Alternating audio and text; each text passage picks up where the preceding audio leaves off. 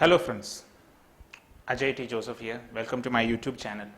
We were discussing a few things in the previous videos. Now we will continue our discussion with what is happening in the northeastern region. And my focus on today's discussion, on this video's discussion is why we see inner line permit in some areas in the border states of northeast and why we are not seeing in some areas like Meghalaya.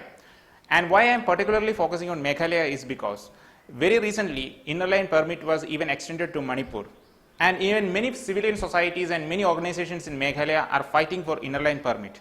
But the government is actually hesitant to give inner line permit to Meghalaya, even though there is a lot of infiltration when it comes to Bangladesh and also many other parts of India, other non-tribals. So our discussion is why Meghalaya not included in inner line permit and why the government is not that willing to do it.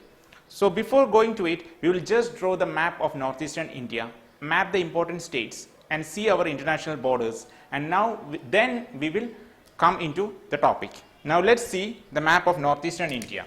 Right, I am just drawing it in a bigger manner. You see the Sikkim region is here, you see the Arunachal Pradesh is here, you have the Nagaland, then you have the Tripura region, then you have the Bangladesh is here. So it's just approximately this is the map, and if you look into this region, you have the Siliguri corridor here. See, Arunachal will be here, then you have the Nagaland, Manipur, Mizo, here you have the Tripura, right? It's approximately these are the areas, but Meghalaya is here. So our focus is why these regions. See, it's not entirely, it's not Meghalaya, there will be Assam, this plain area will be Assam, and here you have the West Bengal as well as Sikkim. So this is in general, if you look into it, this is what is the northeast. See, and now let's point out the areas where you have the inner line permit. In the last video, if you remember regarding the Indo-China war, I had discussed about what is inner line permit, what is its significance.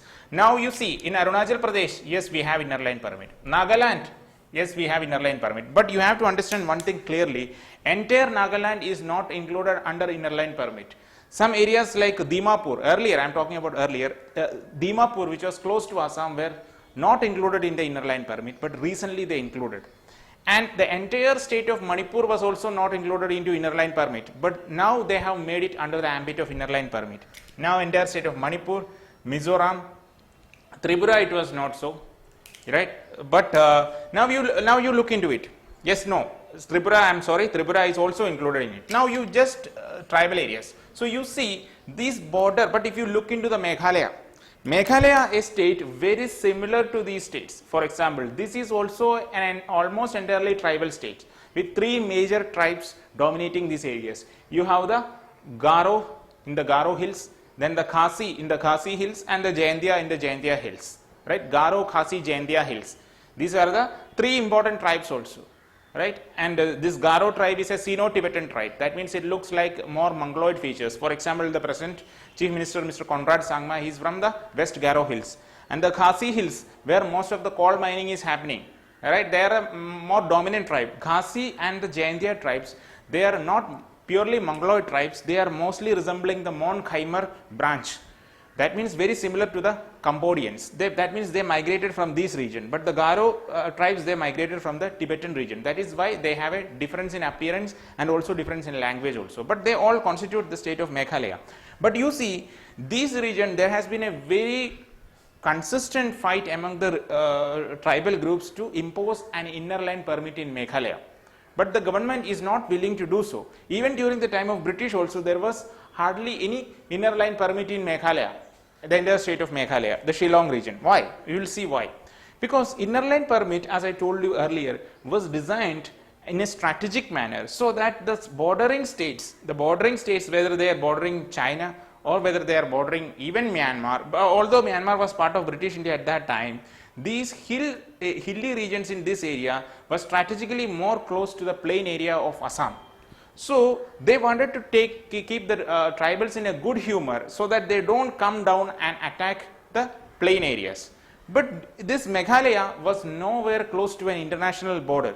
You see that Meghalaya was, then you may ask why it is close to the Bangladesh. But during the British India, there was no Bangladesh. Bangladesh was also part of India.